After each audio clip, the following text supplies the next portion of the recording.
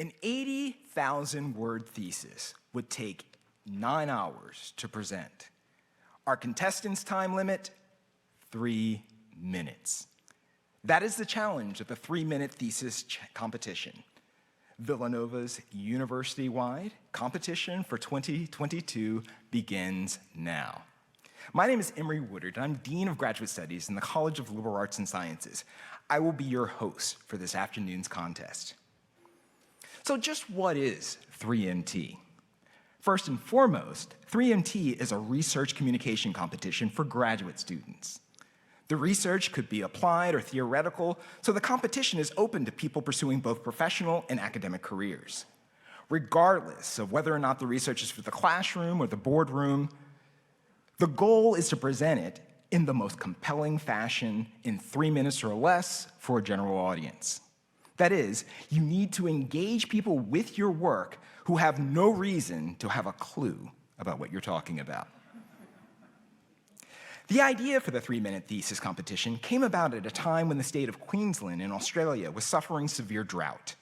To conserve water, residents were encouraged to time their showers, and many people had 3-minute egg timers fixed to the wall in their bathrooms. The then dean of the Queensland Graduate School, Emeritus Professor Alan Lawson, put 2 and 2 together, and the idea for a 3MT competition was born. The first competition was held at the University of Queensland in 2008. Today, 3MT is a global phenomenon. Competitions are hosted at over 900 colleges and universities across over 85 countries. In its normal progression, 3MT begins with a local campus competition. Winners then go on to a regional competition, and then the Council of Graduate Schools hosts a national competition with winners from the various regions. Now, there are also a host of international competitions throughout the world, but unfortunately, COVID-19 has interrupted this normal progression. So why bother with a research communication competition? First of all, we just love supporting our graduate students. 3MT is a creative channel for support as participants get fabulous exposure and winners receive a little bit of money. Also, participating in 3MT develops the professional skill of communicating areas of specialization to non-specialists. This skill serves graduate students well, again, whether they plan a career in academics, corporate America, or in a nonprofit NGO.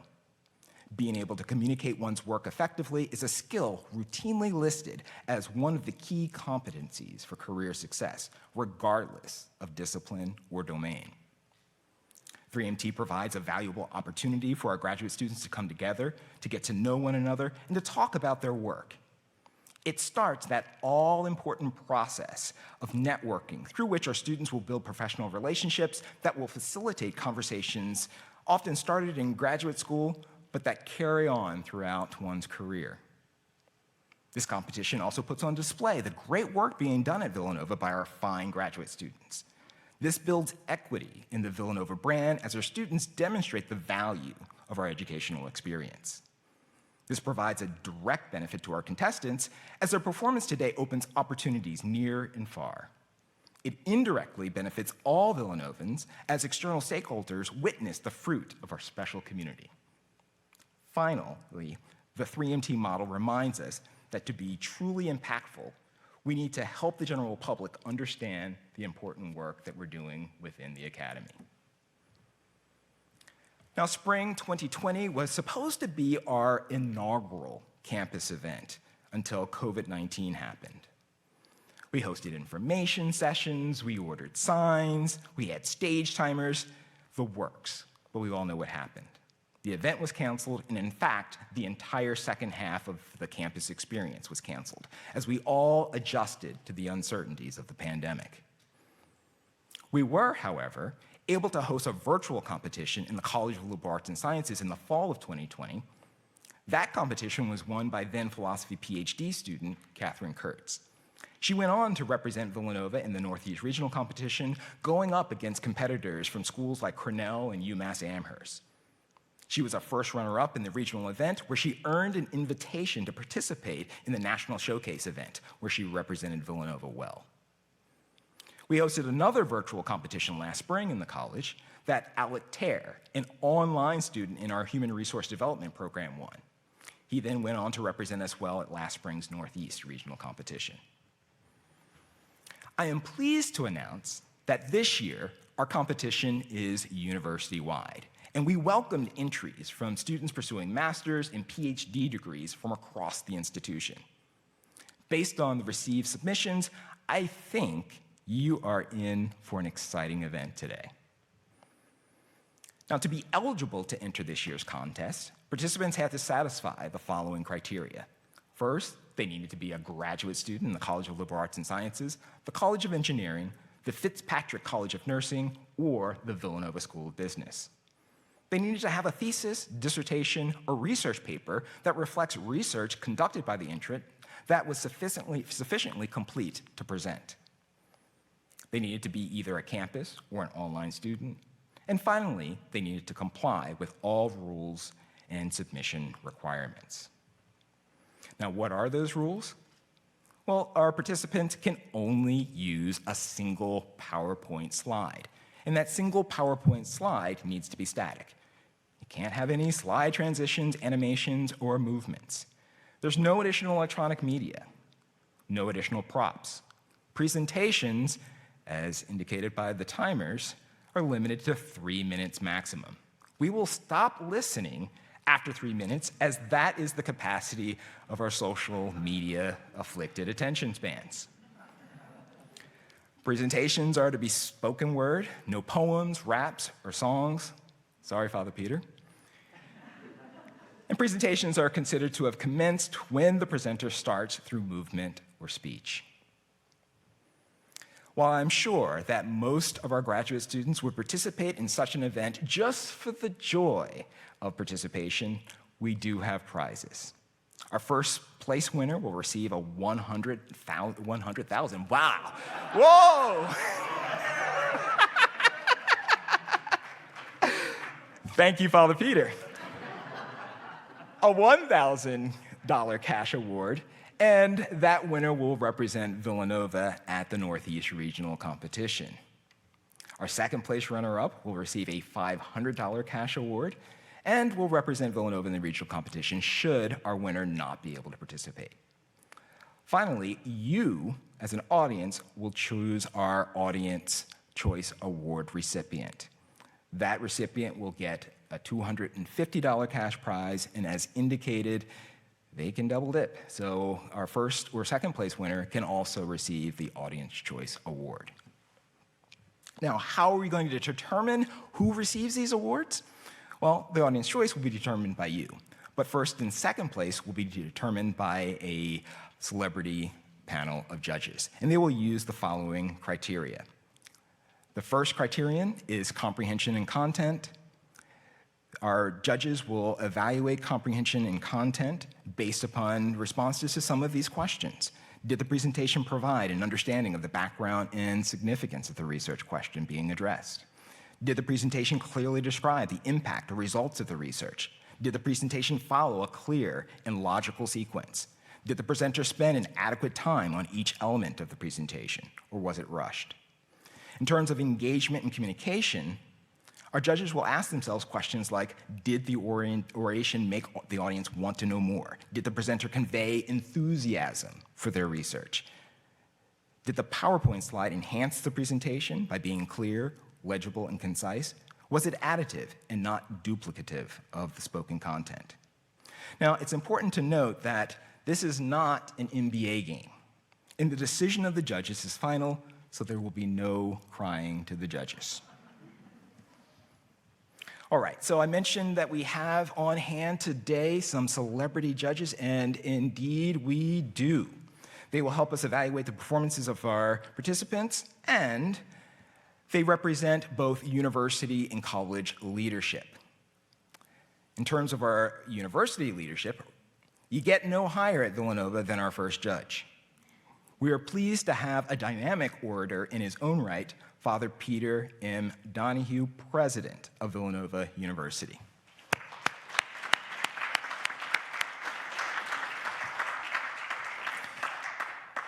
From the Office of the Provost, we have not one, but two university leaders. First, Amanda Granis, Vice Provost for Research. She's also the Chief Research Officer at Villanova University.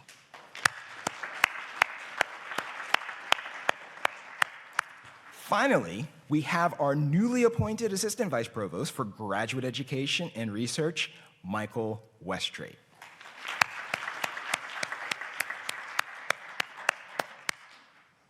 We are also delighted to have with us judges from two of the colleges with contestants today. First, Peter Kaufman. He's Associate Dean for Research and Innovation in the Fitzpatrick College of Nursing.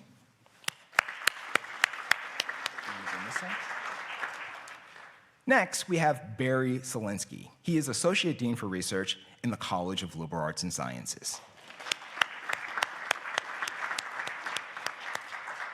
Al Ortega was to join us, but I think he is delayed in some way. Perhaps he will join us a little later.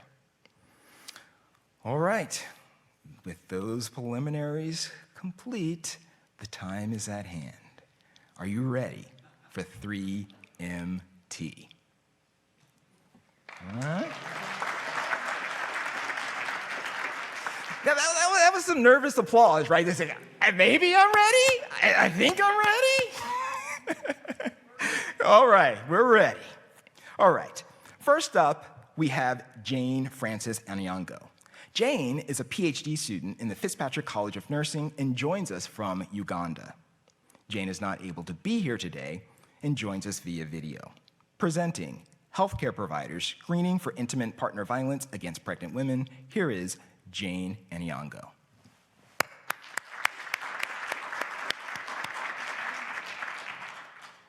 Can you imagine being pregnant and suffering abuse from your partner and having nowhere to turn? This is a reality for millions of women worldwide, irrespective of their age or socioeconomic status. Intimate partner violence in pregnancy is defined as any physical, sexual, or emotional act inflicted on a pregnant woman by an intimate partner. Take a minute and look at my slide. Those are the different forms of abuse. It is estimated that 30% of pregnant women experience intimate partner violence worldwide, 16% in the United States, and up to 57% in Africa. These prevalence values are inaccurate in Africa due to underreporting. The complications of intimate partner violence range from minor disabilities to death of both the mother and the unborn child. Now, why is this abuse not identified?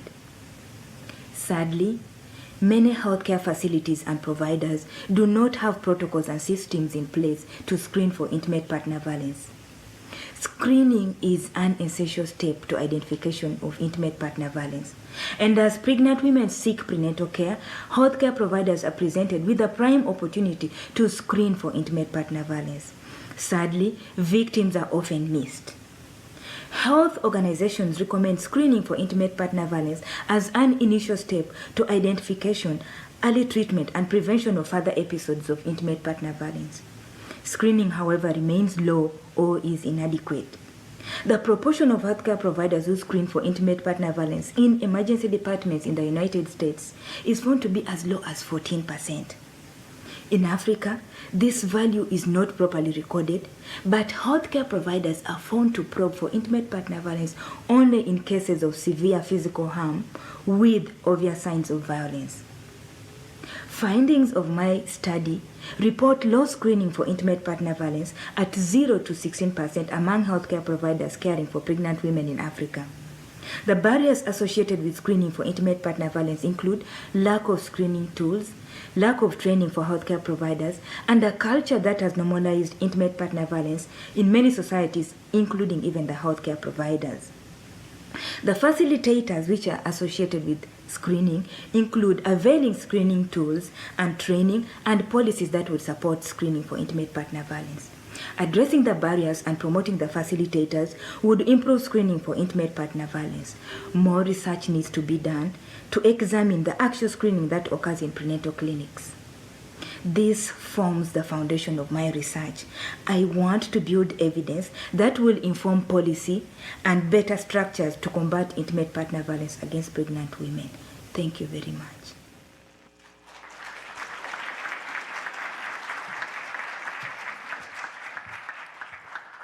All right, Jane is a nurse leader and educator who wants to be a role model for girls and women in everything that she does. She's particularly invested in using research to prevent, as you heard, intimate partner violence. Dr. Kaufman, what did you think of Jane's presentation? Thank you very much. Is this microphone on? Yes. Okay, good.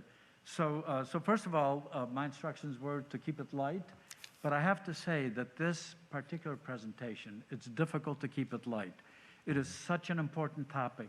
It is so heart-wrenching, actually, to hear that these issues continue, and they're global issues. They happen not only in Africa, they happen in the United States.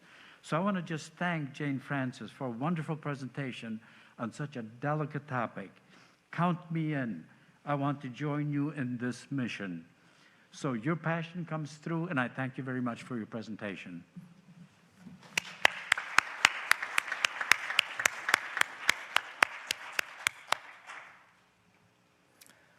All right, our next contestant is Mackenzie Bowden. She is pursuing a master's in sustainable engineering in the College of Engineering, presenting optimizing carbonaceous materials for the retention and transformation of munitions constituent residues. Here is Mackenzie Bowden.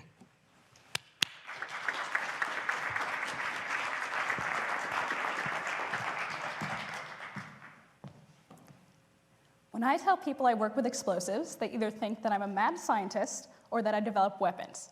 What I actually study are munitions residues after an explosion. So I look at chemicals entering the environment and how we can remove them. As I'm sure you can relate, it's much easier to make a mess than it is to clean one up. So after devastating accidents during the Vietnam War, the United States military began replacing legacy explosives, like TNT, with a new class of insensitive high explosives. These new compounds are less sensitive to heat, shock, and accidental detonation, which makes their use safer for military personnel. The problem is that the new compounds are much more water-soluble than their predecessors. So this means they can easily migrate from soils into surface and groundwaters, and their toxicity, combined with that phenomenon, contributes to a huge source of environmental contamination on military testing ranges.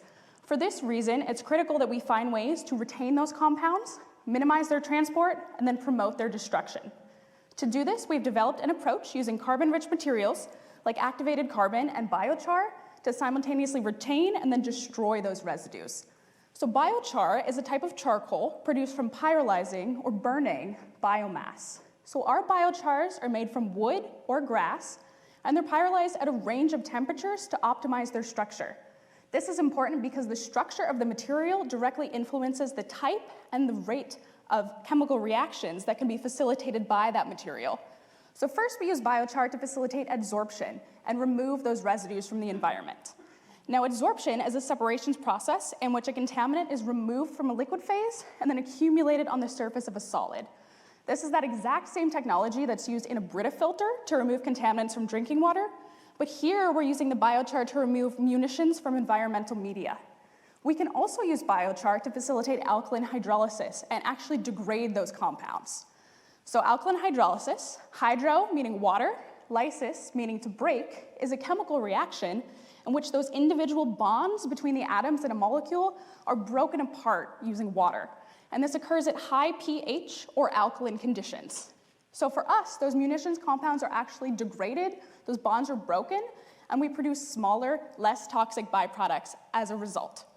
Once we've optimized the structure of our biochar to simultaneously retain and then destroy munitions residues, we can apply it topically, kind of like a fertilizer, at the source of contamination on military testing ranges. The final product will be inexpensive, easy to deploy, and can ultimately mitigate the harmful impacts of munitions residues on both human and environmental health. Thank you.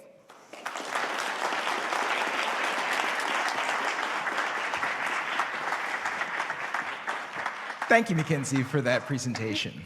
Now, I understand that you are an amateur landscape and nature photographer. Yes. Now, I've only been graduate dean for a few years, so I guess I'm an amateur dean. Okay. Can you tell me about what the most unique landscape is that you've ever gotten a good snap of? Ooh, so it's probably a toss-up between two. Probably my favorite photo is of the most volcanic region in Indonesia. So it's the most active volcano currently from the summit of the volcano next to it. Was it erupting when you took the picture? It was, but you can't see anything in the picture. Fantastic. Thank you so much. All right, I think Dr. Kaufman may have some comments for you. Dr. Kaufman? Yeah, so as dangerous as it is to be making confessions, I have to say I'm very closely related to your subject matter, because I remember as a high school student, myself and my friends used to enjoy making small explosive devices, particularly those that could be set off underwater. So I feel a certain affinity to what you were talking about there, although I must admit that the correlation between landscaping and explosives seems like a bit of a stretch, but I definitely enjoyed your presentation very much. All right, Thank fantastic. Thank you so much, Mackenzie.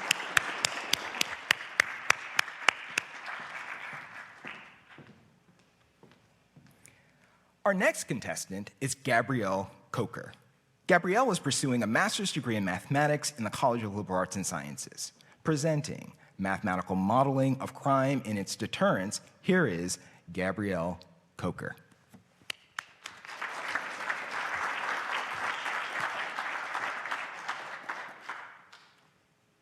Recently, much research has gone into prison as a deterrent to crime, often suggesting that prison is not the most effective way to deter individuals from engaging in criminal activity. The mathematical model that I present to you today seeks to investigate which deterrence efforts may have a greater impact. But how does one model the spread of crime mathematically? And what does epidemiology have to do with criminology? All of these ideas are brought together by criminologist Edwin Sutherland's theory of differential association. Differential association is among the most widely cited and thoroughly researched in explanations of the spread of crime. The theory proposes that crime is a learned behavior and spreads by interaction with those who commit crimes, much like a virus would spread by interaction with someone who is infected with a virus. Under the assumption that crime spreads by association, we relate the spread of crime to an epidemic.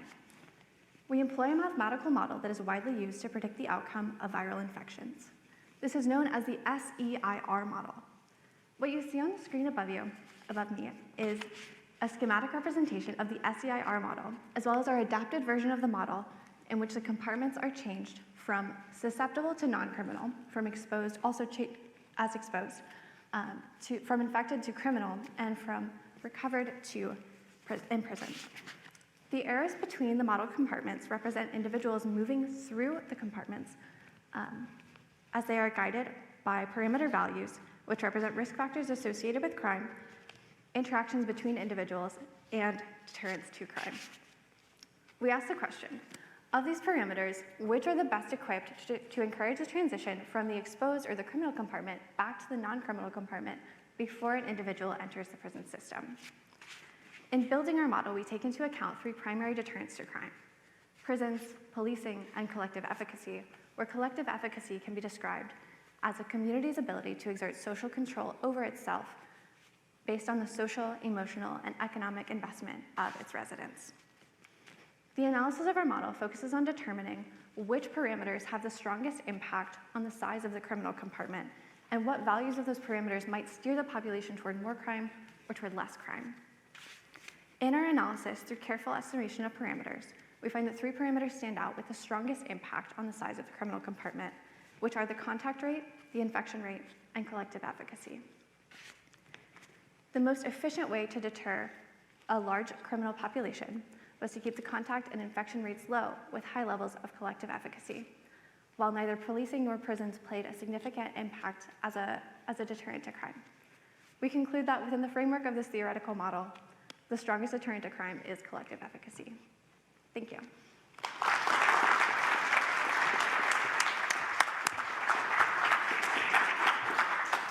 Thank you so much, Gabrielle, for that presentation. Now, I understand that you come from a large family in Jacksonville, Florida. How large is your family back in Jacksonville? I do. I have 8 siblings. 8 siblings? Yes. Wow. Yeah. Well, Gabrielle, I come from a large family in Jacksonville, Florida, and Do I you? think we kind of resemble one another. I think So we need to compare some family reunion photos to see where the connection happened. I think so. We probably have a matching T-shirt sitting somewhere in our back drawer. You know, like a big family. We think gotta, so? we gotta check that out. All right, thank you so much, Gabrielle. Thank but you. before you go, Dr. Selinsky, do you have comments for Gabrielle? Yeah, just a couple. First, that was a wonderful presentation. Thank you so much. It was great listening to you. The significance and the need for these kind of studies is obvious, because anything we can do in order to try to get people, back out of the criminal path, out of the prisons, back into society was wonderful. What did you learn? What was the most important thing or the most significant thing that you learned when you did this? The most significant thing that I learned while I was working through this, while there were a lot of significant things both mathematically and in studying the criminal justice system, so many things that I didn't know about in the kinds of efforts that are made within communities just to prevent individuals from ever entering the prison system. So I think one of the most significant things that I did learn through this was just the way that communities work together, and how much people invest in their own individual communities is such a huge predictor of people's outcomes in the criminal justice system. Great, thank you. Thank you. Thank you so much, Gabrielle.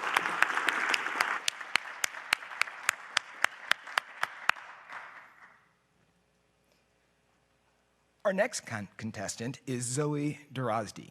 Zoe is pursuing a master's degree in counseling in the College of Liberal Arts and Sciences. Zoe is not able to be here today and joins us via video. Presenting Examining the Relationship Between Autistic People's Self-Esteem and Perceived Bias in Their Alliance with Their Mental Health Practitioners, here is Zoe Derozdi.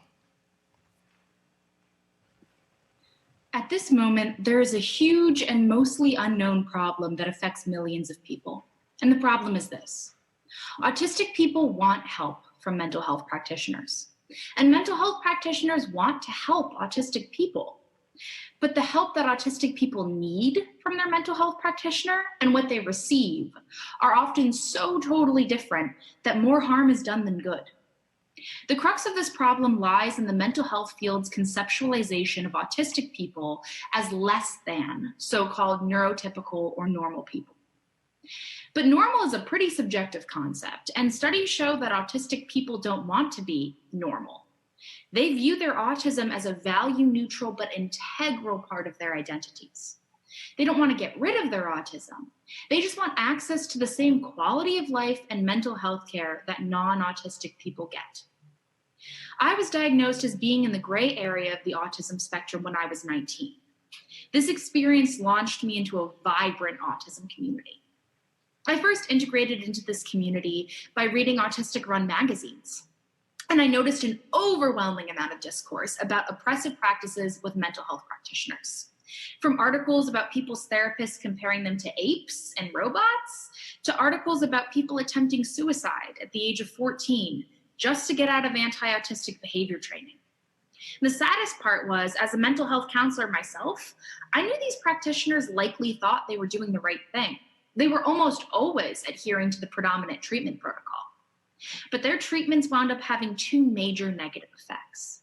The first was damage to their relationship with their client, which is the most important factor in therapeutic success. And the second was corrosion to the autistic client's self-esteem, which is highly correlated to this population's extremely high suicide rates. My research with autistic adults is critical for three reasons. One, it grants them a platform to advocate for the cessation of what they view to be harmful practices. Two, it challenges the ethics and efficacy of the dominant method of autism conceptualization. And three, it generates suggestions for how to far better serve this population. The first place to start is to include autistic voices in decisions about our treatment. So much bad has been done by forcing a square peg into a round hole. What can we become when we are no longer the subject of psychology's hammer?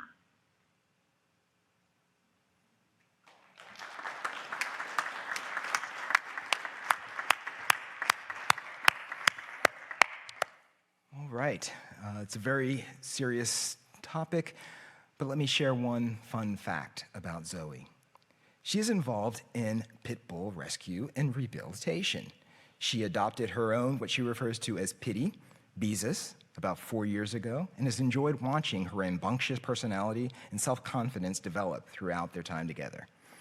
So with comments about Zoe's presentation, I turn to Father Peter. What do you think of Zoe's presentation? The thing that struck me the most about it was how personal and professional it was.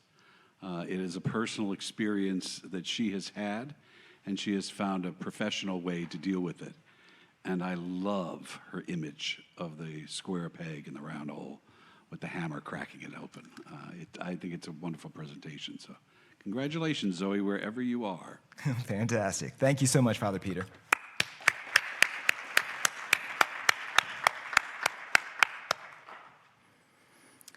All right, our next contestant is Akika Davis. Akika is pursuing a PhD in nursing in the Fitzpatrick College of Nursing. Presenting Putting the Pieces of the Puzzle Together, here is Akika Davis.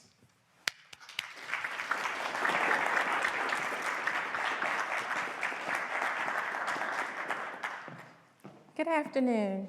The first thing I want to share with you today is be inspired. I'm going to share with you 3 things. Who am I? The purpose of my research, and why should you care? You might not be so old now, but one day you will be, and you'll need qualified, skilled nurses by the bedside. Let me paint this picture very clear for you. Over the last 15 years, an analysis was done, and 6.3 million nurses set for the nurse licensure exam. Not only 5 million plus nurses passed their boards and was able to enter the workforce. But what you don't know is over 800,000 nurses did not. My heart bleeds for them. I stand here today to fight for those nursing students who have graduated an accredited nursing program, but for one reason or another, they're unable to pass the exam. I know firsthand because I was that student. It took me 3 times to pass my boards, but I stand for you today as a PhD student in nursing, and I'm teaching nursing students how to pass that exam, how important it is. We're facing a severe critical nursing shortage. We need your help. Every day, when you go into the doctors, you want good outcomes. You want to know that you're going to get good quality care. The best nurse with the best intention could make a mistake if they're short-staffed. Look at the pandemic. Look at what nurses are going through. Through the National League of Nursing, this is the year of the nurse, the year of the nurse educator. I will work hard and never stop relentlessly to fight for those nurses who graduated with a baccalaureate degree and unable to pass the test. We need those nurses in the workforce. I bring all of them with me in my heart here today. They're fighting, they're studying, they're smart, they're witty. They want to get in and help, but something is holding them back. And so I ask you today, how do we re-examine this? Look at it eyes wide open. For the last 15 years, no progress has been made in terms of holistically looking at how nurses are passing their exams. And I want to be that one to change the world. I know it's bold, and it is a big thing to do, but I need your help to do it. Thank you very much.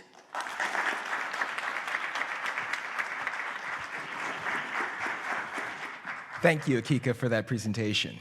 Now, Akika, you have been an extremely busy person. You've obtained more degrees than a thermometer.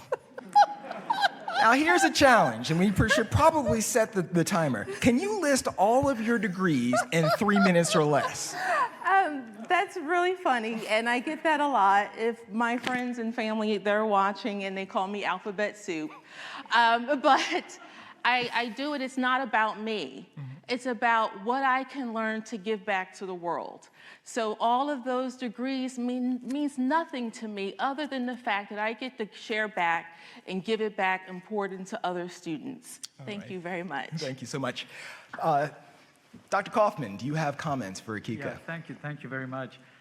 So, you know, what struck me about your presentation really is that your story of resilience and persistence is really heartwarming, especially at this time during this period of the global pandemic.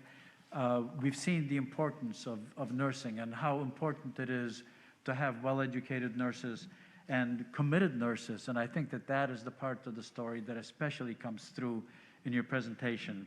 So thank you very much. I think that it is something very special. Thank you. Thank you.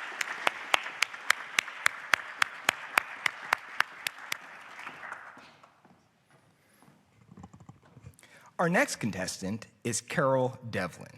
Carol is pursuing a PhD in nursing in the Fitzpatrick College of Nursing, presenting relationship between smoking status and post-operative surgical site infections. Here is Carol Devlin.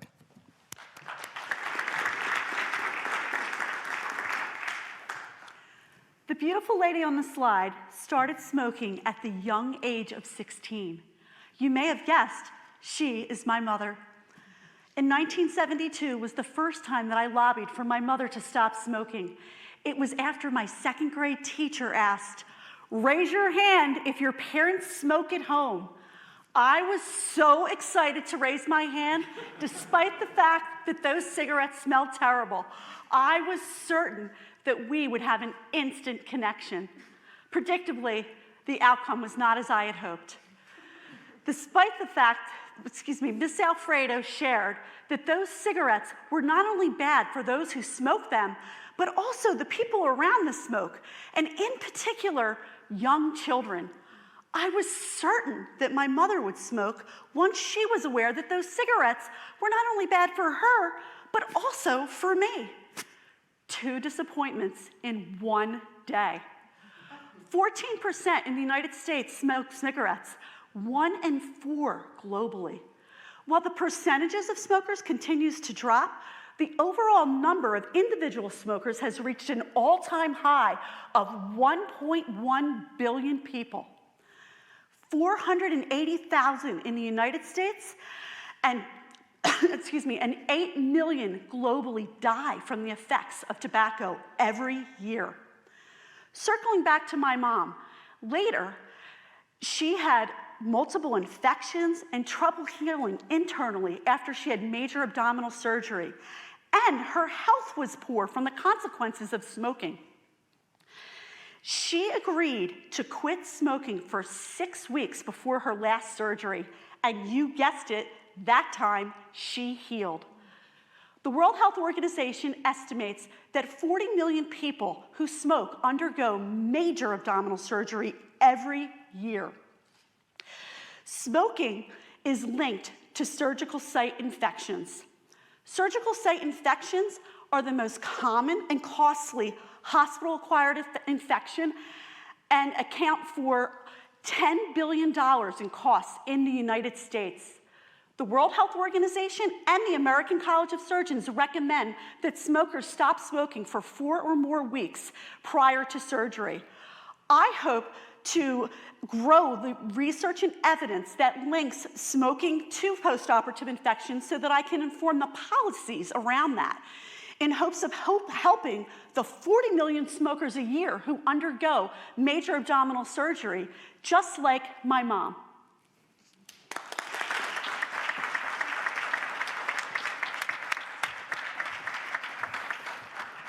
Thank you so much, Carol, for that fantastic presentation. Now, Carol, I understand that your mom pictured here had a very special dream for you. Can you share that dream? I can. My mother always wanted me to graduate from Villanova University. At the time when I was applying, I couldn't afford Villanova, so I started my education at a diploma program.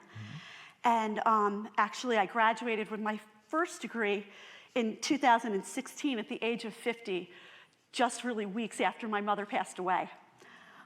So my cousins, I come from a very large family, rallied around me, and the dean may not have known this, but I had 30 guests at graduation who were cheering me on, as my brother and I are the first to graduate from college in our families. And while that's fun and touching, what's really fun is that both in 16 and 18, when I graduated from Villanova, The Wildcats won basketball, and I'm scheduled to graduate this spring. So I'm hoping that once again, they too will find the success that I have at Villanova, because I know that we really do ignite, and that's not a cliche. Fantastic. Thank you so much. Thank you. Dr. Granis, can you share insights? Thank you. And I have to say, Carol, we are lucky to have you here at Villanova. So thank you for that wonderful presentation and wonderfully informative. I really loved the slide and how you made this so personal, and you have that, the picture of your mother, and you tied that thread through your whole story. But while you presented that personal side, you were able to just so, craftfully weave in statistics and the research and the impacts of this. And I think all of us here in the audience have friends, family members that we're probably thinking in the back of our heads, that could be so-and-so, right? And so the impact of your work is really important, and I thank you for this great presentation. Thank you.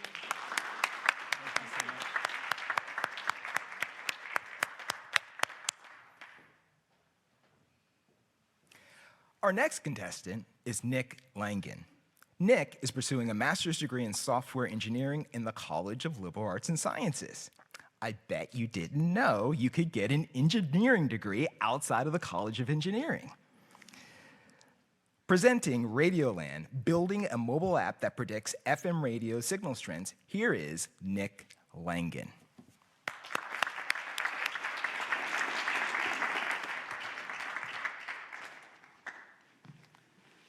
I've always been fascinated by radio. As a little boy fiddling around with my dad's shortwave radios, to today, right here with my involvement at WXVU.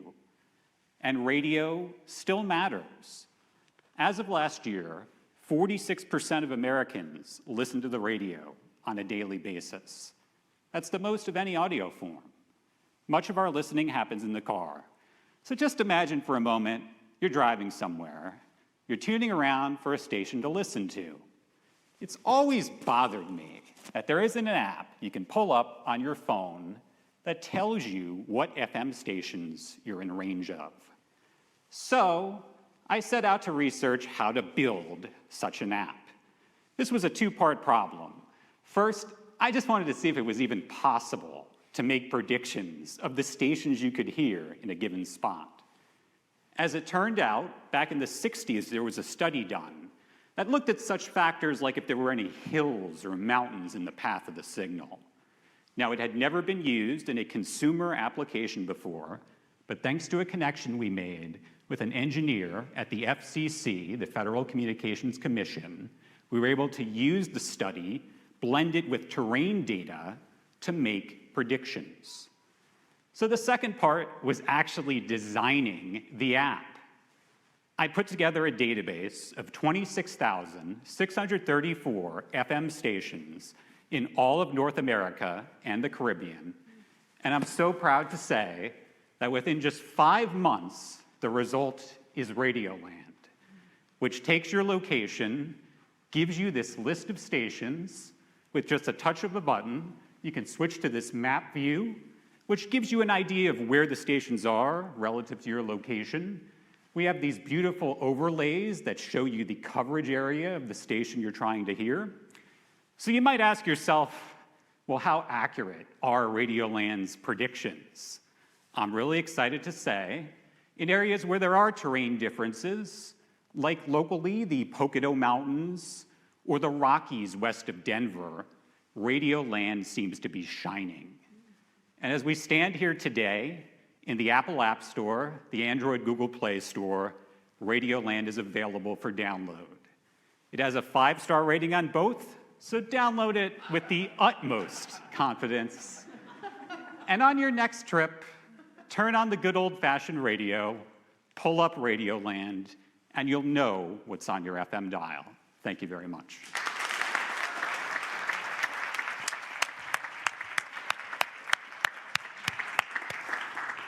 Nick, that was fantastic. Thank you so much. And I can't wait to download Radioland. I spent a lot of time in the car, and now I know you could pull how it I can find good right stations. now. All right. Right now.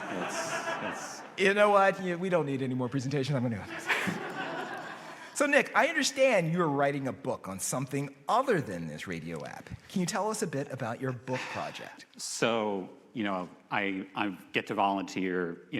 I'm so lucky here at Villanova. I get to be involved with so many of my interests. And so I volunteer at WXVU, the radio station.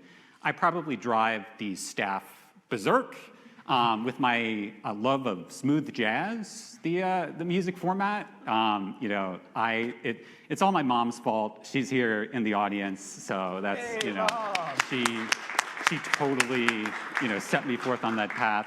But yeah, I spent most of the last summer actually, because it's kind of depressing. It sort of disappeared from the radio dial, and so I wanted to preserve the memory, so I interviewed a bunch of people involved, and hopefully in the next year or two, it's another labor of love, but I'm looking forward to publishing it. So. Fantastic. Thank you so much. No problem.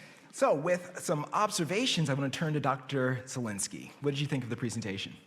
Nick, thanks so much for a really fun presentation. It actually brought back memories of me as a child with my transistor radio, trying to find stations, which was impossible. So if this app existed back in the 1960s, this would have been a great thing. It was great. It was fun. It was informative.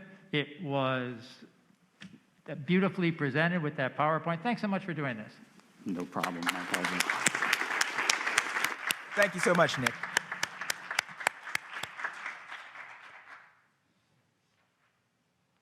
Our next contestant is Minglong Lee. Minglong is pursuing a PhD in engineering, not in the College of Liberal Arts and Sciences, but actually in the College of Engineering, and presenting numerical simulations, odor plumes in insects. Here is Minglong Lee.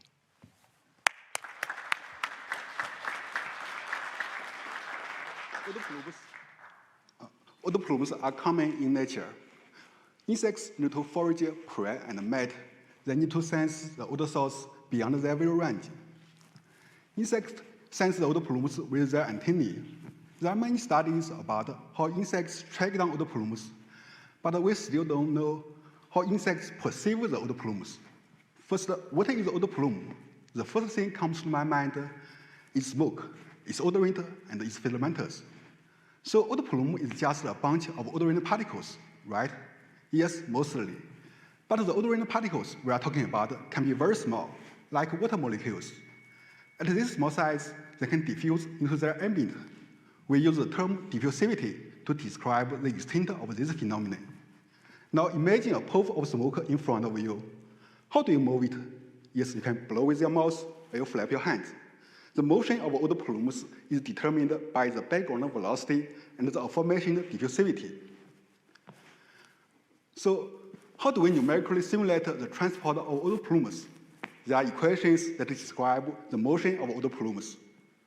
To solve these equations, we divide the flow field into a three-dimensional grid, which contains about 10 million nodes.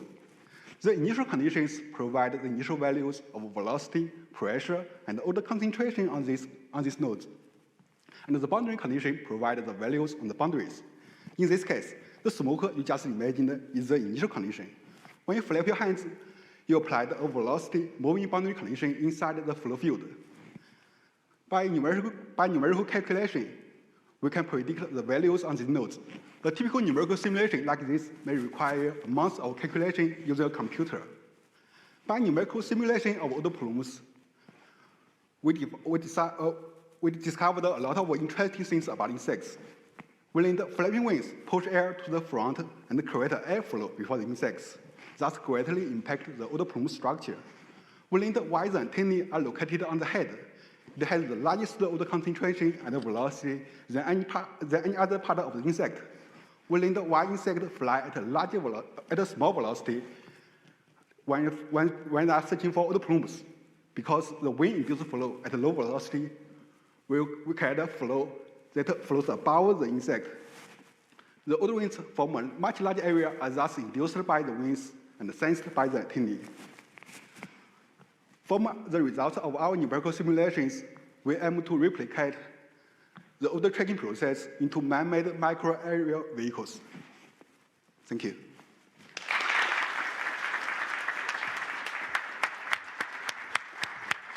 Thank you so much, Minglong. Now, when you're not doing numerical simulations, what do you do for fun? Before them. Yeah. I mean, you can whisper it. I'll share. Yeah. I usually watch videos and play video games. Okay. So you're a gamer. Yeah. All right. But I also I'm also interested in computers, so I may do something with the Linux I'm using to do the calculation. Okay. So in your spare time, you also do some kind of simulations. Okay, that's fine. Just for fun. If it makes you good.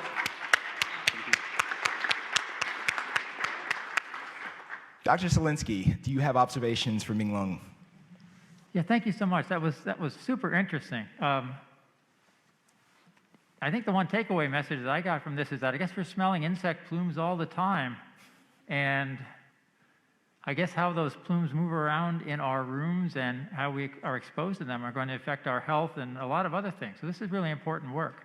Thank you so much for presenting this to us. Thank you.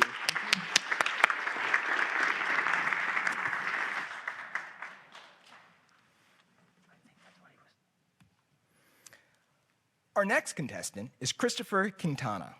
Christopher is pursuing a PhD in philosophy in the College of Liberal Arts and Sciences. Presenting Aristotelianism for Technological Development, here is Christopher Quintana.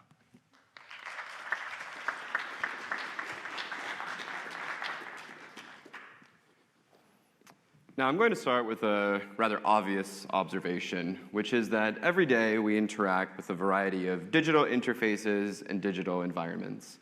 They help us work, they help us avoid work, they help us make friends, and depending on what those friends post, they help us lose those same exact friends. Now, there's a history of this, of course, right? Moving from the computer, which was often in dusty university rooms, not one like this, and into the home with the personal computer. And this was also enhanced once we had the smartphone revolution, and of course, one that has a nice intuitive design.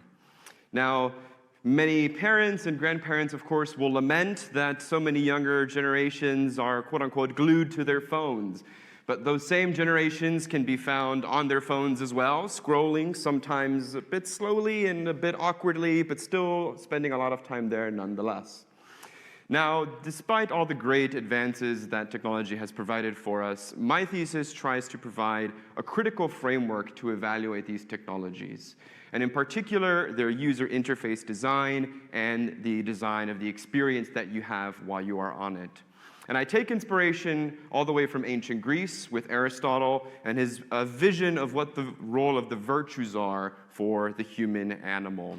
Virtues such as empathy, temperance, understanding, sort of crucial democratic virtues, but also, and the one that I particularly zero in on, practical rationality, which is the kind of rationality we need to act in the world and to also be able to think for ourselves what it is that we want to pursue and how we want to pursue it. Now, within philosophy, there's a history building of ethics of AI, of ethics of narrow forms of AI, such as artificial intelligence, or rather algorithms, and even with privacy. But I think there's less work being done analyzing the user interfaces which make these technologies really come alive and make us really spend our time and give it our attention. Now, I think the time is ripe for something like this. I think we're becoming a little more conscientious about the societal impact that technology might have, especially social technologies. We've seen this with teen mental health. We've also seen this with even some governmental concern over things called dark patterns, which are patterns in designs that undermine your capacity as an independent, practical reasoner. Now, I think what's at stake for me, though, is not simply something governmental or of grounding certain policies, but this question of technological mediation. And by that I mean, what happens to us when so much of our social and personal activity is mediated by technology? My concern is that we're going to take complex problems of the social world and think that they truly are as simple as the click of a button. Thank you.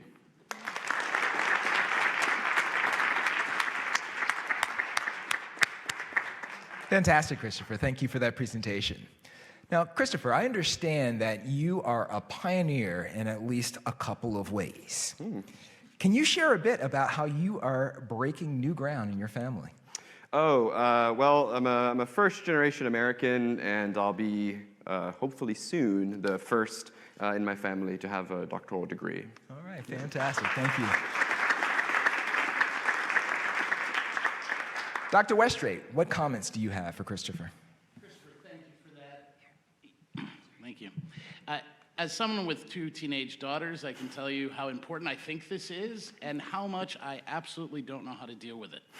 So I really appreciate the fact that you're doing this work. I think it's more crucial even than you made it out to be. So good luck to you as you continue and as you finish, and publish, so that we can all learn from your advances. Thank you. Thanks. Thank you. Thank you.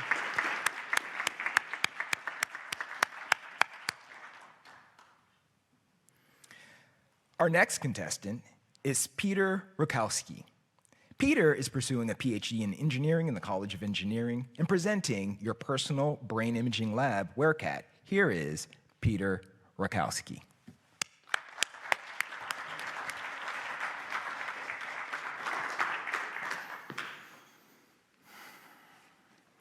When do you do your best work? Is it in the morning after a run? Or maybe sometime in the evening? You see, we know that people perform their best mentally at different times in the day. And though with optical brain imaging, we can measure things like attentiveness or alertness, we miss this kind of nuance. In our gold standard, we get what's called a functional MRI, where a subject lies in an MRI and performs a cognitive evaluation task. Now, the results allow us to see neural activity in correspondence with the tasks themselves. But MRI machines are massive, and they're immobile. Subjects have to come to them to a lab to get scanned. Subjects are also forced into small spaces and endure loud clicking noises as they run. Essentially, you can only get about a 45-minute snapshot of neural activity a day, because how much time can you spend in what's essentially a loud coffin? The goal of my research is to improve upon this snapshot approach by creating a portable brain imaging lab that fits in your pocket. In the first phase of my research, I created a mobile app that presents cognitive stimuli and pairs with a smart Bluetooth-enabled headband to gather neural activity. The headband itself uses small sensors called FNIRS. Now, FNIRS detect blood oxygen levels, and when used on your prefrontal cortex, your forehead, they've been shown to be equivalent to fMRIs. Despite the fact that FNIRS have been around a while, all of FNIRS research is conducted much like an fMRI, where subjects still have to come to a lab and they're wired up. The benefit of my approach is that by bringing the lab to you, you can gather data throughout your day without changing your natural habitat. Because let's face it, we're all glued to our phones at 24/7 anyway. All I'm doing is giving you a snazzy headband. The next phase of my research, I plan to demonstrate the value of this approach by collecting data over a larger cohort and using novel machine learning algorithms to generate very personalized, very tailored cognitive evaluations and recommendations. Think, if I want to focus, I should really meditate as opposed to go for a run or watch YouTube for 2 hours.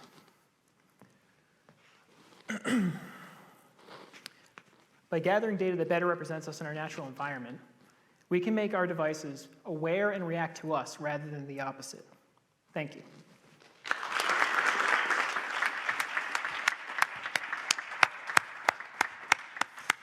Peter, that is exciting. Thank you. I am really excited to see this come into production. The only concern that I have is, you know, I'm kind of smooth on top. You know, is there going to be some? Better. It's better? That's okay, better. fantastic. Oh, yeah. Well, you know what? You should talk to Bosley and those other kind of haircuts and say, hey, look, you know, and, you know, maybe you don't need that hair. You can, you know, get MRIs without going into the, what did you call it? What kind of coffin? A giant loud coffin. Loud coffin, yes, Yeah, fantastic. Yeah. Well, my brother shaved his head, and he's never looked better, so. Fantastic. Dr. Granis, what thoughts do you have to share with Peter? Peter, thank you so much for that presentation. This is so cool. I'm sitting here like just nerding out because I want to volunteer for your study.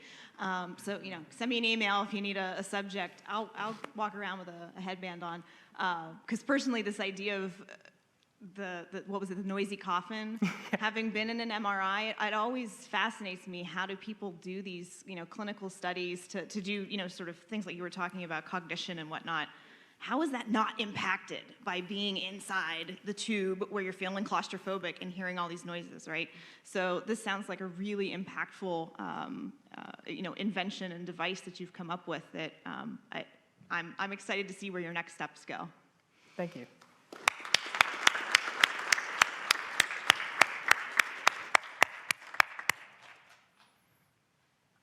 All right. Our next contestant is Marissa Rossi. Marissa is pursuing a master's degree in environmental science in the College of Liberal Arts and Sciences, presenting From Our Streets to Our Streams, Consequences of Road Salt Application in an Increasingly Paved World. Here is Marissa Rossi.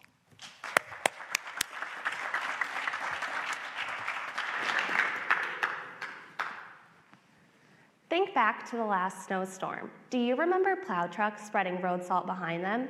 Have you ever thought about the impacts that road salting can have on our environment? I personally never thought much about it.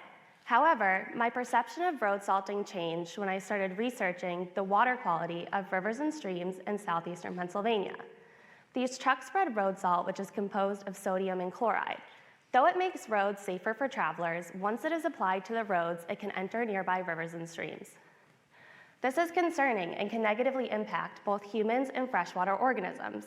First, our local rivers and streams are sources of drinking water to tens of thousands of people in southeastern Pennsylvania. Individuals following a low-sodium diet due to the risk of elevated blood pressure can be subject to spikes of sodium in their drinking water during the winter months. Chloride concentrations have also been shown to be toxic to freshwater organisms, with the US EPA setting a recommended threshold in which the chloride concentration should not exceed to avoid negative effects. Previous studies have shown that sodium and chloride concentrations are increasing in rivers and streams throughout the world, and there is a positive relationship when watersheds are more urban and contain more impervious surfaces, such as roads, bridges, and parking lots. These trends are especially prevalent in regions that apply road salt during winter storm events.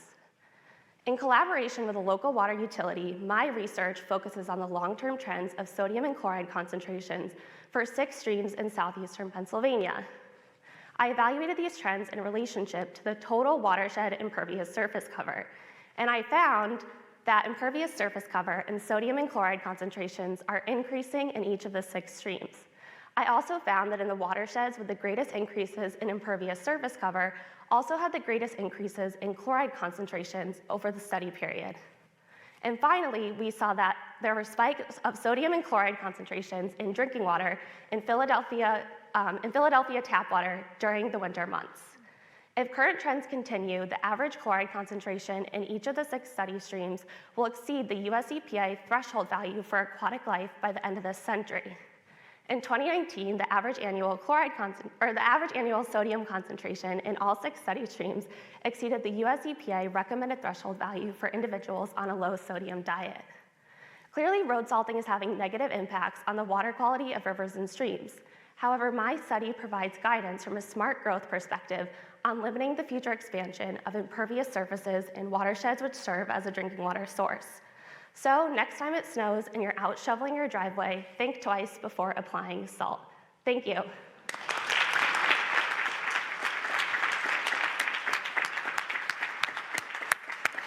Fantastic, Marissa. Very nice presentation. So I understand, Marissa, that you are a mover and a shaker, particularly over the last 5 years or so? Yeah.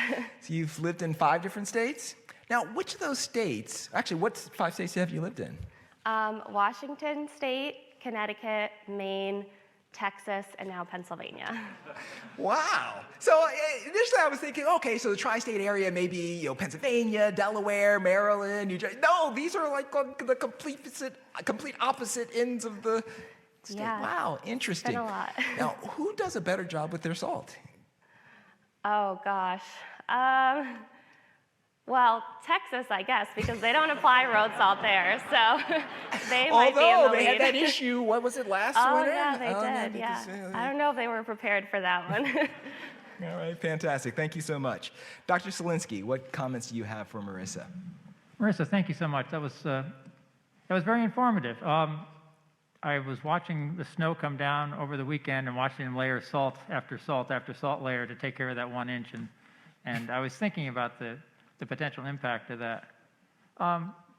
What do you think about the relative value of brining versus bomb salting? Yeah, a lot of studies have shown that salt brine can be really effective. I know previous studies have shown that it can lower the amount of chloride that's entering our streams by about 45%. So I think that's definitely something that's good to switch to in the future. Great. Thanks again for a beautiful performance. Yeah, thank you. Thank you. Thank you.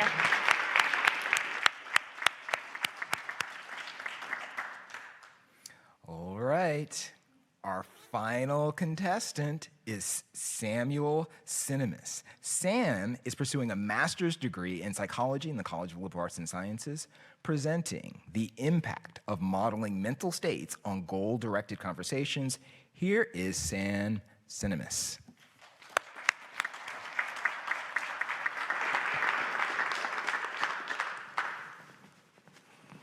Can I get a show of hands? Who here has ever had a conversation go poorly? Something we all have in common. Whether it's simply miscommunication or maybe a laggy Zoom call, some conversations we have in our day-to-day lives seem to go astray. Now, this may be fairly innocuous for mundane conversations, like talking about your morning commute. But for more serious conversations, this can be more problematic. Specifically, I'm talking about goal-directed conversations. Those where we are not talking for idle chit-chat, but we are instead trying to convey a specific piece of information to another partner. And it's important that that other partner comes away from the conversation with the same understanding as our own. For example, a job interview is a goal-directed conversation. It's important that the interviewee and potential employer share a mutual understanding of the conversation at hand. Otherwise, the interviewee probably won't get the job, and the conversation is meaningless. This means that miscommunication is more detrimental to goal-directed conversations than to casual conversations. This process of establishing a mutual understanding over the course of a conversation is what is referred to as developing common ground in the world of psycholinguistics. So how do we go about avoiding the pitfalls of goal-directed conversations? How do we ensure that there is mutual understanding when we are having one? Well, I propose that one way that we go about it is with a psychological tool called theory of mind. Theory of mind is the unique ability in humans to represent the mental state, thoughts, or emotions of another human while simultaneously maintaining our own perspective. Why would this be beneficial for a goal-directed conversation? Well, when you're having one, it's useful to keep in mind what your partner both knows and does not know. Additionally, should your partner say something incorrect over the course of a conversation, it's beneficial to know why they held that incorrect belief in the first place, so that you can then explain the correction to them. This brings me to my thesis work here at Villanova. As part of my thesis, I collected pilot data through a summer research fellowship. For these experiments, there were two groups, an experimental and a control. The experimental group was primed with a theory of mind inventory with the intention of activating theory of mind cognition to make them more cognizant of their partner's thoughts. The control group was given a similar prime that only assessed content and did not aim to activate any theory of mind cognition. After receiving these primes, participants solved 3 Lego puzzles. For these puzzles, participants were able to see their own workspace, but not their partners. And crucially, one was in charge of directing the other on how to build an exact replica of the model in front of them. You can see our laboratory setup as well as examples of these models completed flawlessly and with errors on my PowerPoint slide. We hypothesized that participants who received the theory of mind prime would make fewer errors on average building the models than those that did not. And the results show just that. The participants who received the prime made fewer errors on average and even took less time to build the models than those that did not. This data has been invaluable towards my work here at Villanova. Thank you very much for your time. I'm happy to answer any questions.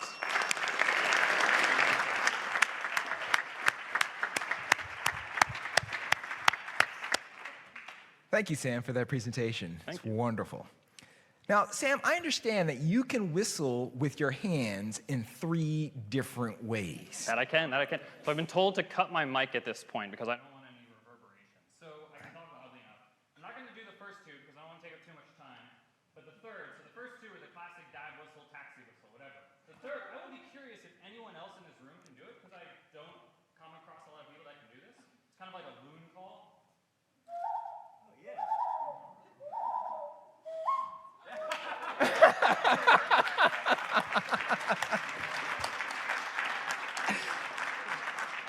So, Sam, can you tell us on what occasions you roll out the different whistles?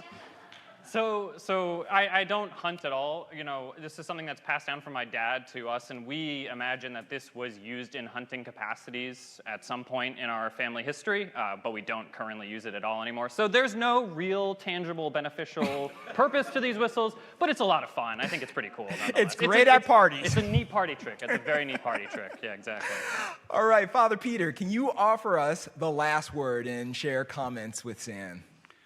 Sam, I thought your presentation was really interesting, and I feel like I have goal-directed speech every day that nobody ever hears. I would really like you to come into my office and just sit there and teach them all how to do these Lego puzzles, because I might get a lot more accomplished here if people understood what I was actually trying to say to them. So thank you very much. It was very interesting. Wonderful. Thank you so much.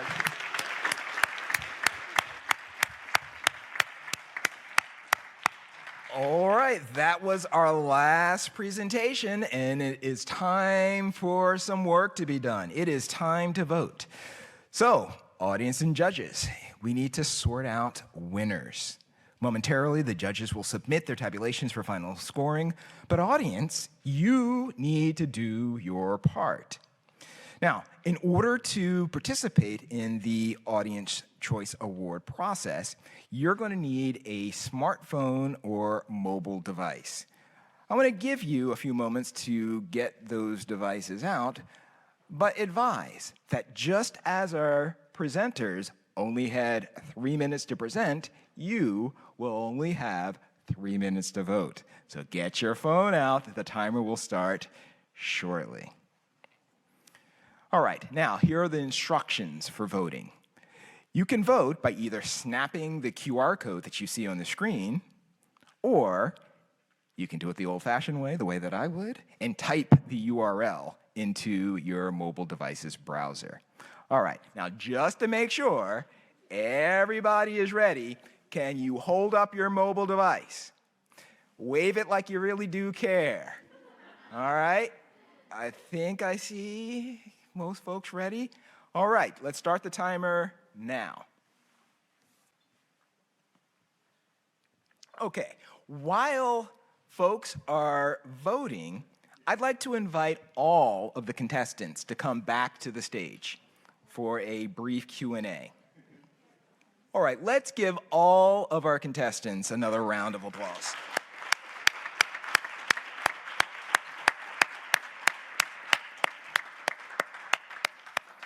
All right, this portion of the presentation is really to provide time for tabulation, but I also find it useful to hear about the individual experiences of folks participating in events like this.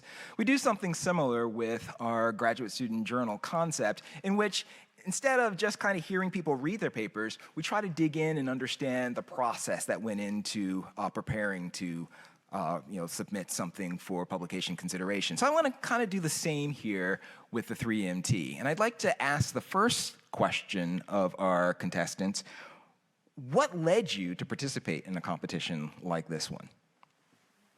And again, you don't have to, because I gave you the mic, you can pass it down if anyone else wants to start.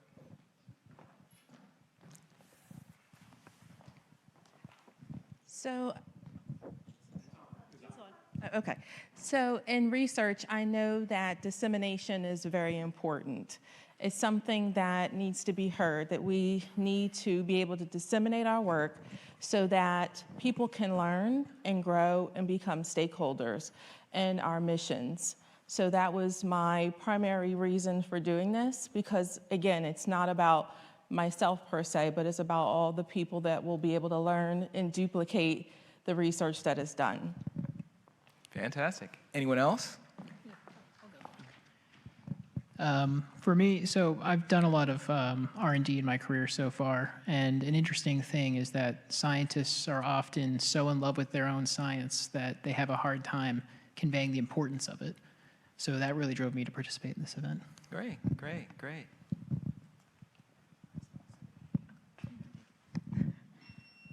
Well, I'll answer that one too. In my experience, my research is really difficult to convey even to people who know what I'm talking about. So I wanted to see how well I could do talking about it to people who have no experience with the topic at all. So it's kind of a personal challenge for me. All right, wonderful, wonderful. Now, a number of you are engaging. Oh, Gabrielle, did you want to say something? I would just add that I hope to get my research out there so that more interested parties can do further development on it, really, because there's so much work I think that I found through this experience that can be done on a single topic. And I think everybody's research, and especially experience in my own, could benefit from more perspectives and more minds on it. Excellent, excellent. Yeah, I mean, I think the best way to think of research is not as a product, but rather a process in which you get your work out there and it begins a dialogue, and you really understand the value of your research based upon how much dialogue is generated by it. So that's great. Thank you. So, how did you all go about preparing for a presentation like this? What was your process? I'll give a shout out to my hairdresser. Yesterday, she's been cutting my family's hair for a very long time. Her name is Laura. Bordentown, New Jersey is a little far from here, but if you need an excellent haircut, she's worth the drive. And she let me just rehearse in front of her, and it sort of all clicked at that moment. So, Laura, you're out there. Thank you for the great haircut. Thank you for letting me rehearse. Now, Nick, did that cost extra? Well, she's very fair with her rates. So that's all. Wonderful, wonderful. How about some other processes? Did anyone else go to their hairdresser? Not exactly. I think for me, prepping for something like this is a lot of writing. I think many of us here would probably know that to put something simply is actually really, really difficult, and to write less is actually probably more difficult than writing more. And so it's a matter of editing and condensing for me. Wonderful, wonderful. So I'll just share the process behind kind of getting ready for this competition, if you will. I highly recommend anyone who attempts to do this in the future. I did a kind of daily upkeep format, so this is, I guess, talking about quite like literally the nitty-gritty of how to prepare to give a 3-minute speech off the top of your head. Once I had it memorized, I didn't kind of obsess about the details. I just did it once or twice per day as a way of keeping it fresh in my head. And I think maybe Professor Irene might say help store for long-term memory as opposed to, thank you, Irene. Yeah, as opposed to short-term memory cramming, if you will. Yeah. Wonderful, wonderful. So I grew up in a home where music was played all the time, and particularly songs that had the beat of a waltz. I teach undergraduate nursing, and I always encourage my students to organize things in threes, because you can keep that beat, 1, 2, 3, 1, 2, 3. So how do I identify a patient? Name, date of birth, and allergies, 1, 2, 3. And if it's sing-song, I can remember it, so that really helps me to be successful. So I had 3 major points, which were, my mother, smoking, and surgery. And I built everything around that beat, which is why I sort of bounced across the stage in the pace of that waltz, which, while I have it in my mind, I do step on my husband's toes.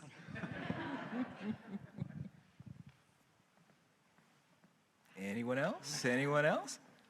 All right, well, I'll hold on to this for just a moment. All right, I guess the last question that I will ask of the panelists, well, it'll be the penultimate because there is one more. What advice would you give to your peers in your cohort about 3MT?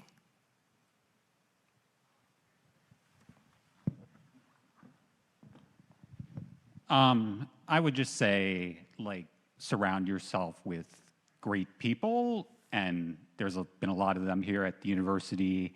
My advisor is here, Professor Obermeyer in the computer science department, and I think anybody who's had her as a professor, she's just one of the pillars here at Villanova, I would say. And so, and there's many more. There's folks from CPS, where I did my undergrad, that are in attendance.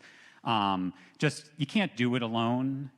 So, specifically when it comes to your research, have a great, system of support.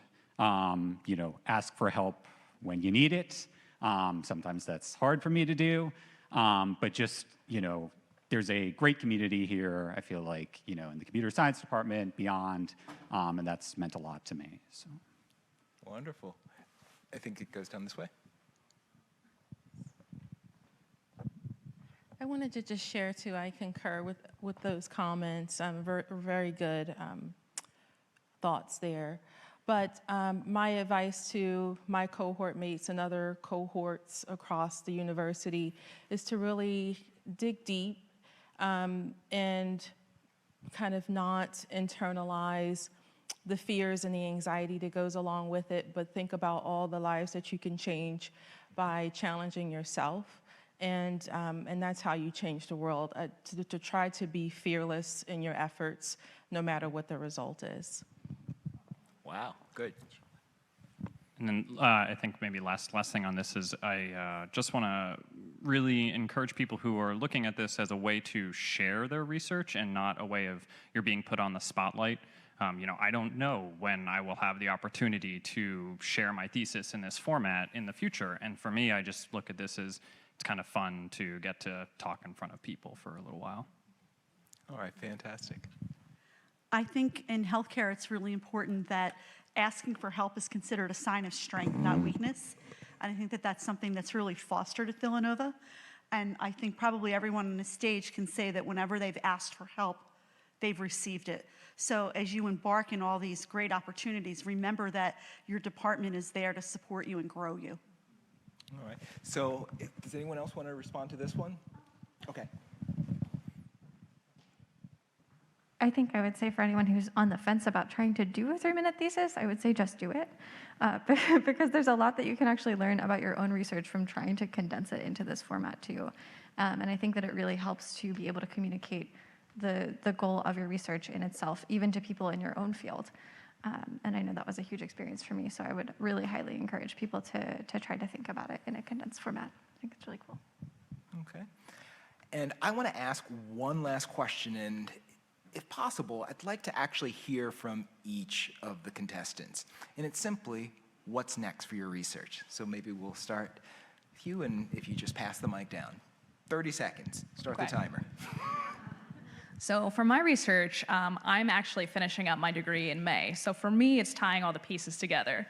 But for the project as a whole, there's so many pieces that beyond our group, other labs across the country are taking up similar parts as we find solutions to our part. And so it'll keep continuing and keep influencing new lines of research in the future.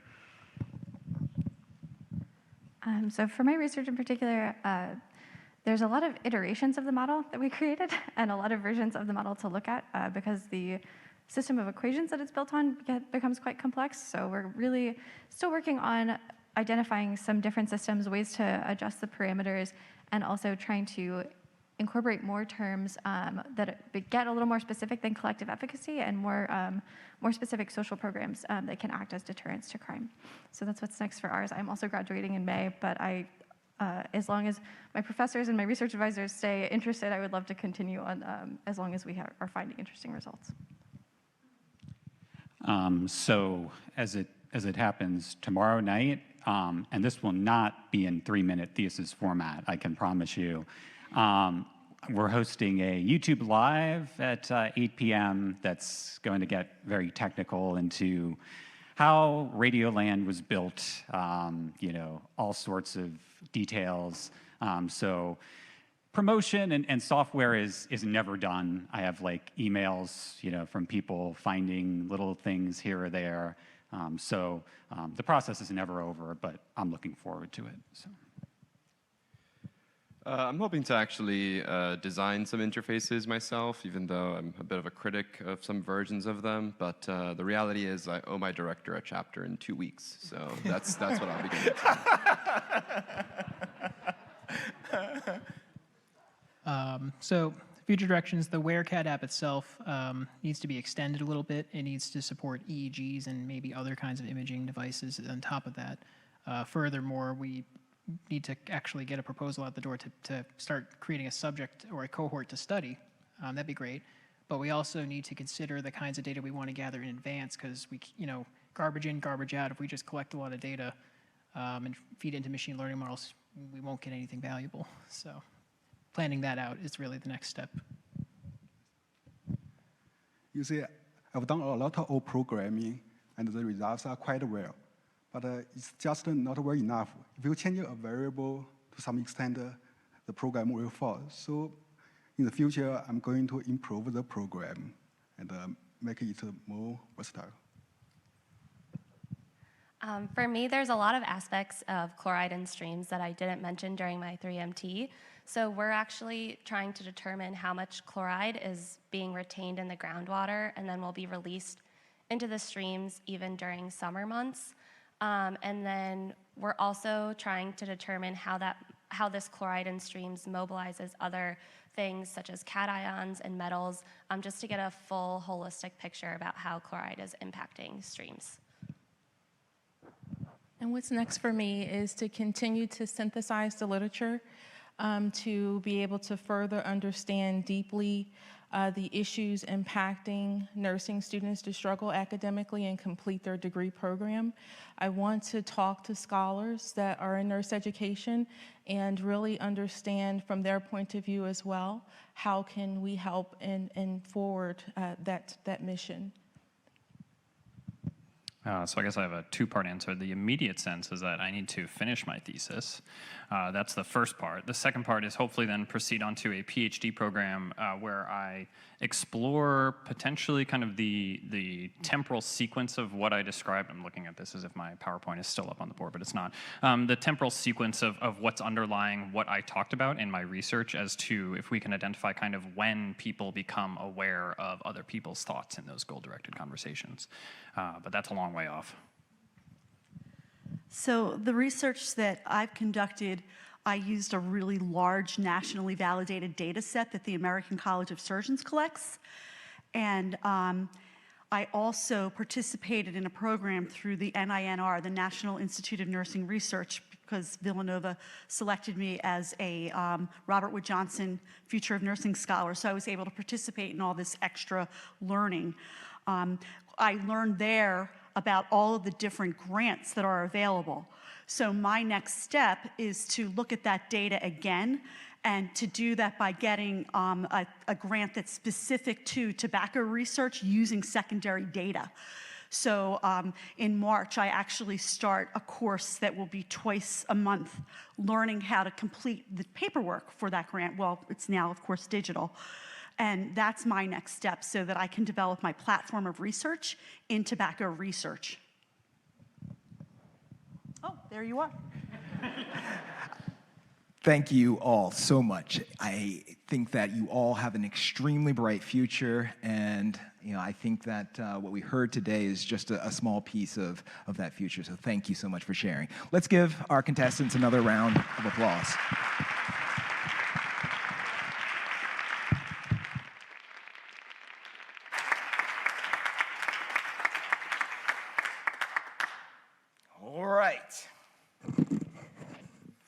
The results have been tabulated, and the decisions are on this card. Now, isn't this a nice card? Look at this. It's purple. It's got Villanova University on it. Do you guys want to know what's on it? The other side? All right. The winner of our Audience Choice Award, along with its $250 prize, is Christopher Quintana.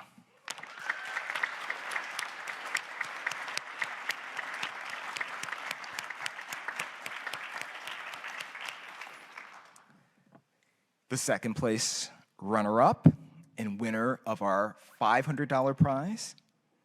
This person will represent Villanova University in the regional 3MT competition, should the winner not be able to attend. And this was close. That's what it says here on the card. It was close. Nick Langen.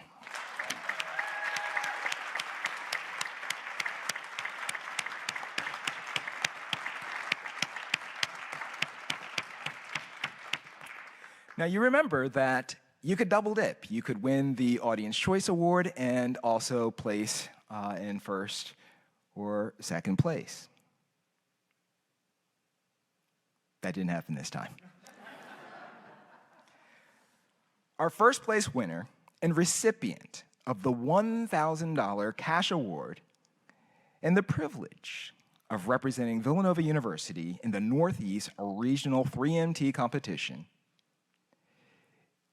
is Samuel Cinemas.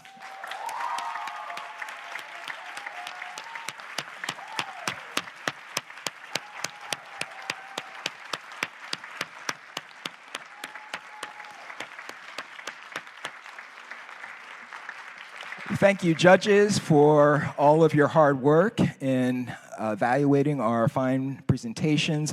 I think all of the presentations were fantastic. This has been a great competition.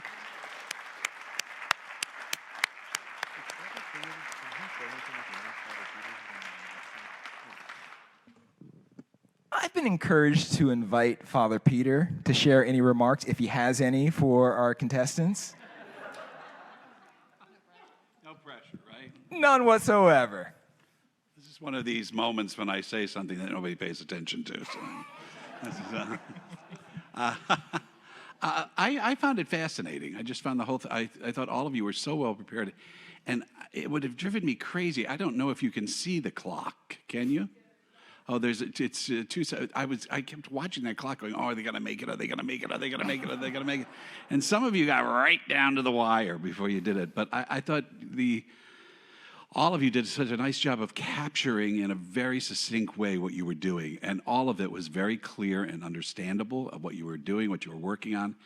And I forget who said it actually at one point, but to take something so theoretical in many cases and to get it down into 3 minutes is really difficult. And how you do that and make it understandable. I can remember doing my PhD dissertation. Nobody really cared what I was doing. And they'd always ask you, so what are you working on? And then you'd start telling them, and they'd say, oh, okay. The only one that really cared was my mother, and my director. And sometimes I don't even think he cared. But so it's really taking a lot of information that you have in your heads and that you've been working on, and really to kind of narrow it down to make it understandable to all of us who are, ignorant of what you've been doing and working on for so hard. So thank you all very much for your time, your energy, and your passion for what you're doing.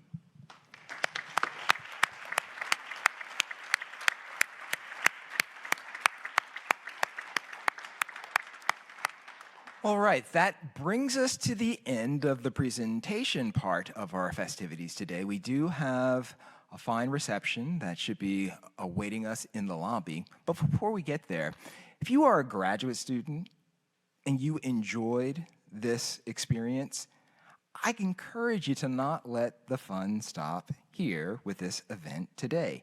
There are going to be many other research opportunities that I strongly encourage you to take advantage of. Get involved, and hopefully, if you're in the audience, we'll see you on the stage next year. Again, I've got some debts of gratitude that I need to pay, because an event like this doesn't happen just all on its own, but rather it takes the hard work and efforts of a strong team. First, I want to thank all of our judges for taking time out of their busy schedules to join us today, to listen to the presentations, to memorize our scoring rubric, and then use it as expertly as they did. Father Peter, Amanda, Mike, Barry, Peter, thank you. Thank you so much for your work.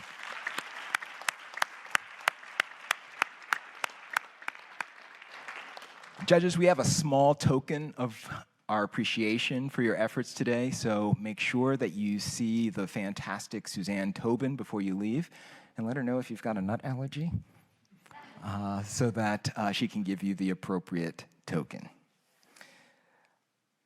I want to thank the staff and crew of the Mullen Center, this beautiful space that hosted us so graciously today. We thank you for making sure that the lights came on when they should have, that the volume was appropriately set, and that, again, we were all comfortable. So thank you, Mullen Center staff.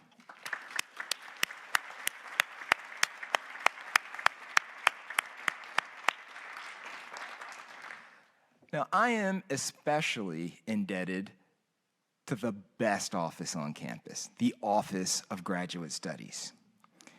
I particularly want to call attention to our new Assistant Director for Student Services, Brooke Erdman.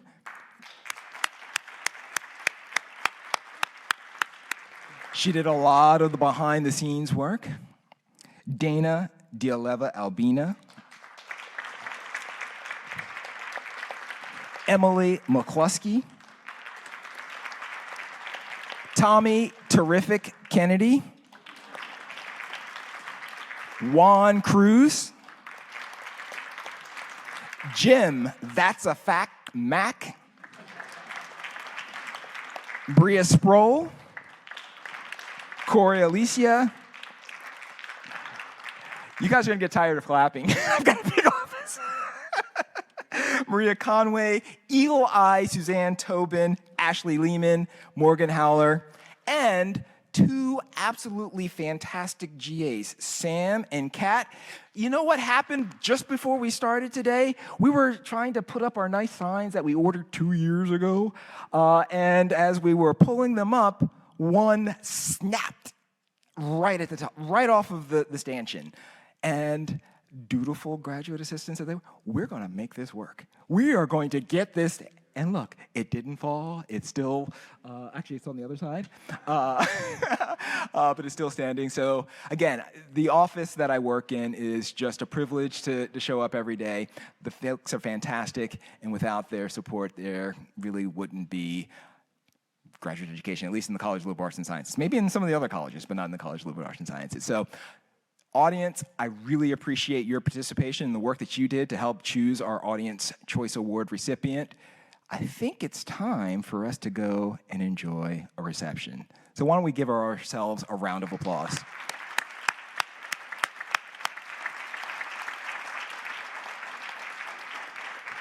Now, before we go, our winner is going to be going on to the Northeast Regional Competition. I learned recently that that competition is going to happen virtually. And just like today, there will be an audience choice portion. We are going to send out the link, and I strongly encourage everyone here to register for the event and vote early and often for Sam Zinimus. All right, thank you so much. Have a wonderful rest of your afternoon.